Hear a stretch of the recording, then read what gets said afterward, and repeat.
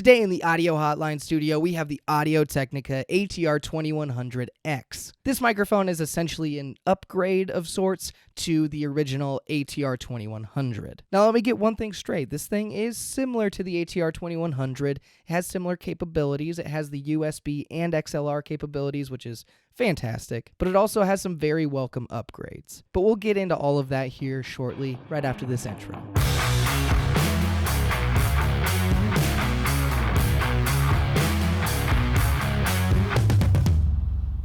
Welcome all audio nerds to the Audio Hotline, and as I said before, we got the ATR2100X, gonna give it to you. As I said before, this does have XLR and USB capabilities. Currently, I'm using it as an XLR microphone into my Zoom H6 with the gain set at about 50%. However, I will test this as a USB microphone here in a little bit. Now, if you've been watching this channel for a little while, then you know that I've ranted and raved about USB XLR capable microphones such as the Samsung Q2U and the ATR2100. The original one. So when I saw that they were coming out with like an upgraded version, I was very excited about it. But it also did worry me a little bit. I didn't want them to get rid of the ATR2100. I just like the idea of them keeping the ATR2100 around for people that are on more of a budget and don't necessarily care about some of the specs that this has. Now for me, a total audio nerd, me like you the new speckies. Me like you a lot. Future Bronson here with some kind of sad news. It is official.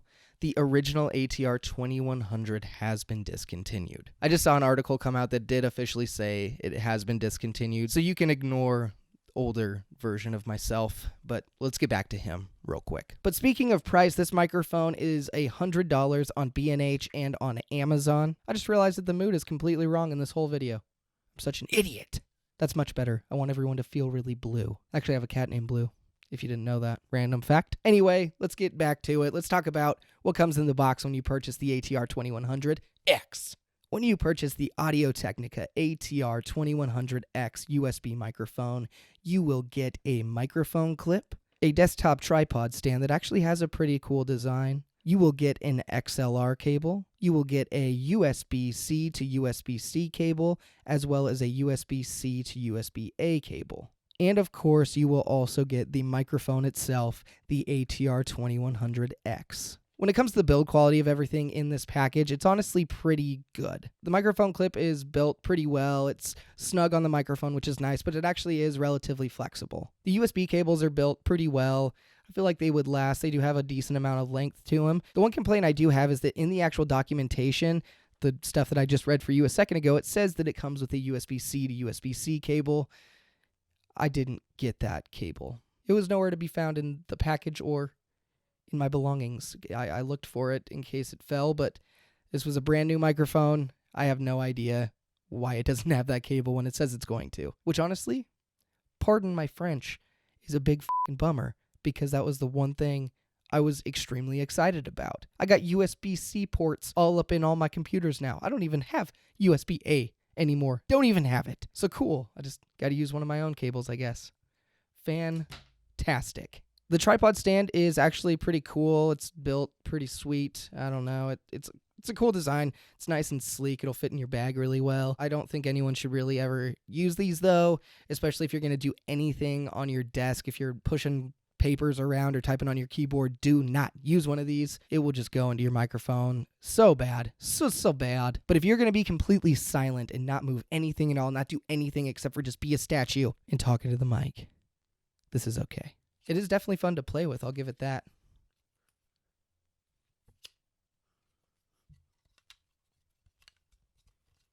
Aside from just not getting the USB-C to USB-C cable, the other thing I'm not the biggest fan of is the XLR cable. I feel like the connectors on the end just aren't very nice. It all just feels kind of cheap. But I would absolutely recommend getting a different XLR cable. Go with like a monoprice cable, like they're solid, but they're also still pretty inexpensive. And now the last item, the microphone itself.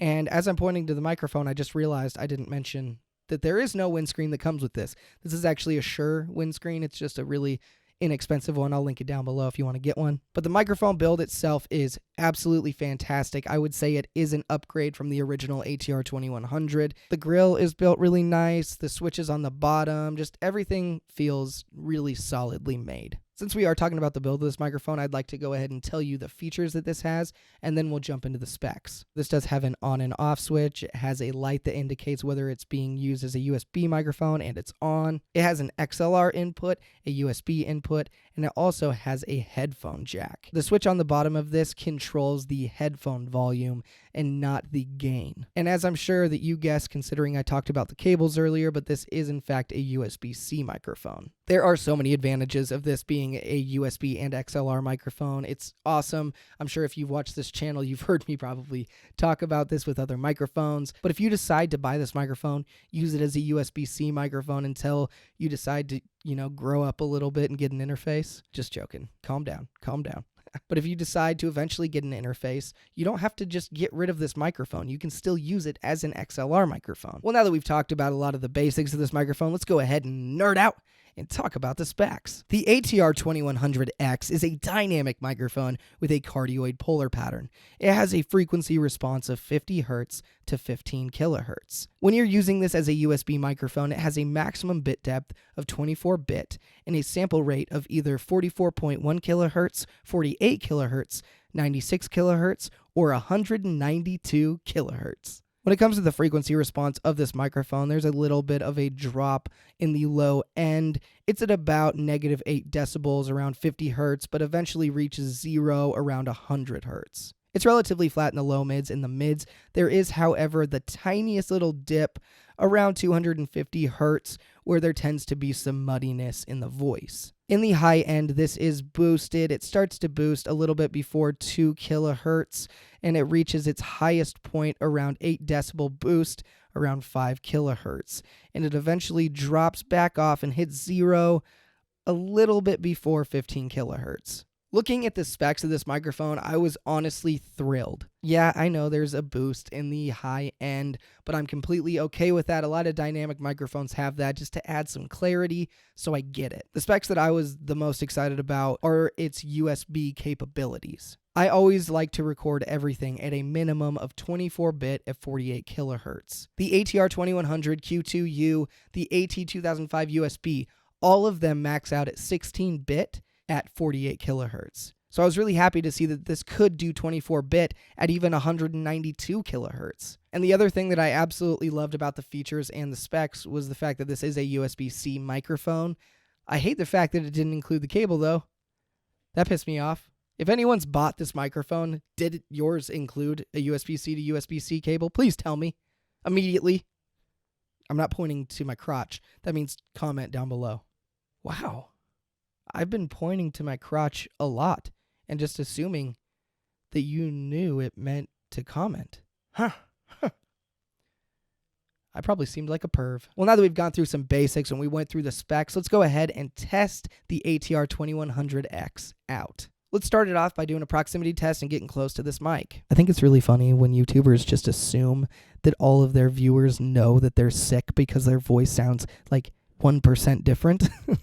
But anyway, if you could tell, it's because I've been sick. Now, I don't want to give this microphone a cold like I've had, so I won't stay here long. Oh, man. This windscreen smells like pahoof. This might get loud, might get rough. Plosive time.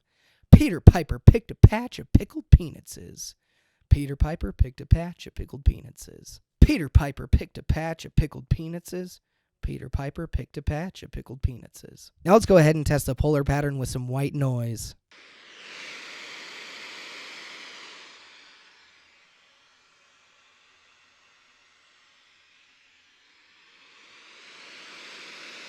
If you're talking to the front, it sounds like this. If you're talking to the side, here's how it sounds. Here's how the back sounds. Now, before I do this next test, I just got to give a quick shout out. Thank you, Podcastage, for the funny comment about how some people are ridiculous when people don't use a gaming keyboard when they do the background noise rejection test.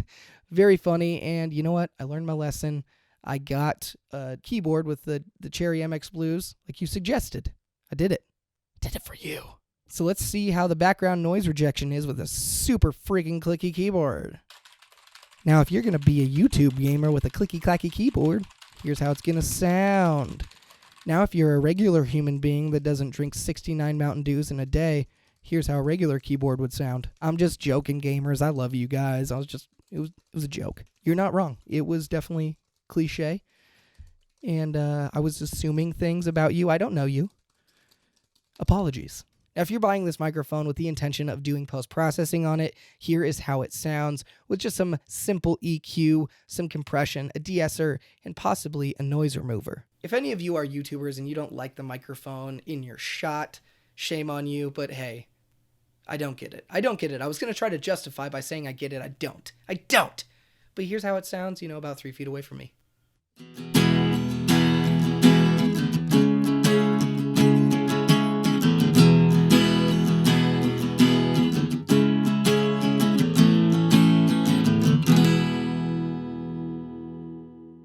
We are going to do a USB test, but first I do want to say I am going to just take a couple days, edit this part, clear up this sickness that I'm having right now so I can hear a little bit better and everything, and listen to this mic over a few times and then give you my review. I don't want to review it quite yet, give you my final grade on it before I can listen to it with some clear ears.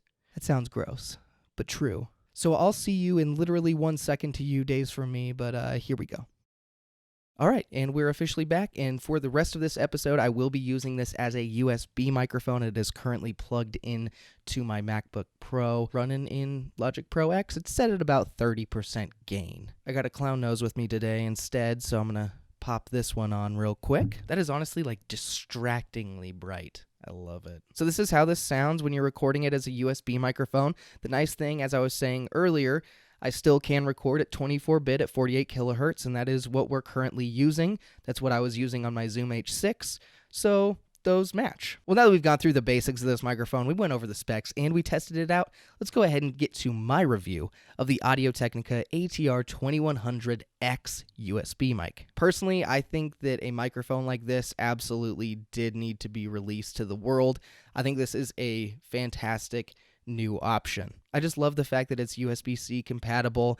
I like that it records at a higher bit depth and sample rate compared to some other older USB mics. I mean, shit, the Blue Yeti can't even get close to what this can essentially do at 24-bit at 192 kilohertz. The Blue Yeti maxes out at 16-bit at 48 kilohertz. So this being a dynamic microphone with better background noise rejection than the Blue Yeti and everything, this is a great option for gamers and podcasters and people that are going to potentially have more noise in the room than others. One thing I do want to mention real quick is I actually usually have Corning 703 on the walls in here, and right now it's actually been down for this whole USB test. So I just kind of wanted to show that this can do a good job of, rejecting room sound. Yeah, I've got some foam in this direction over here, but honestly, even with this foam, this room can be pretty reverberant.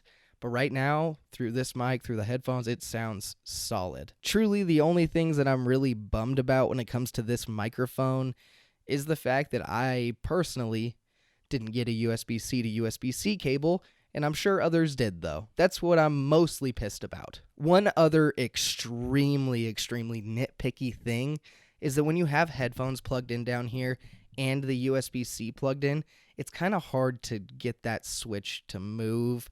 It's a little tight down there. That sounded bad. Screw it. I'll leave it. Around $100, you cannot beat this. It's just built really well. It's somewhat future-proofed with the XLR capability, and it just sounds really solid and does a pretty good job of rejecting sound. I just feel like this is a very, very good microphone, especially for gamers and podcasters, people who want to start a YouTube channel. I just feel like this is a really, really good option.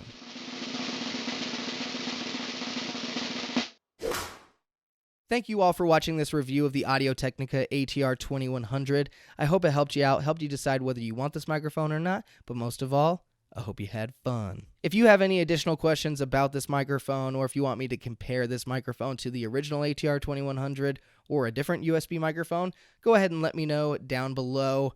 I'm not pointing to my crotch. Once again, clarification. Big thank you to all of my subscribers. I really do appreciate all of you, and thank you all for watching the Audio Hotline. I'll see you audio nerds next time.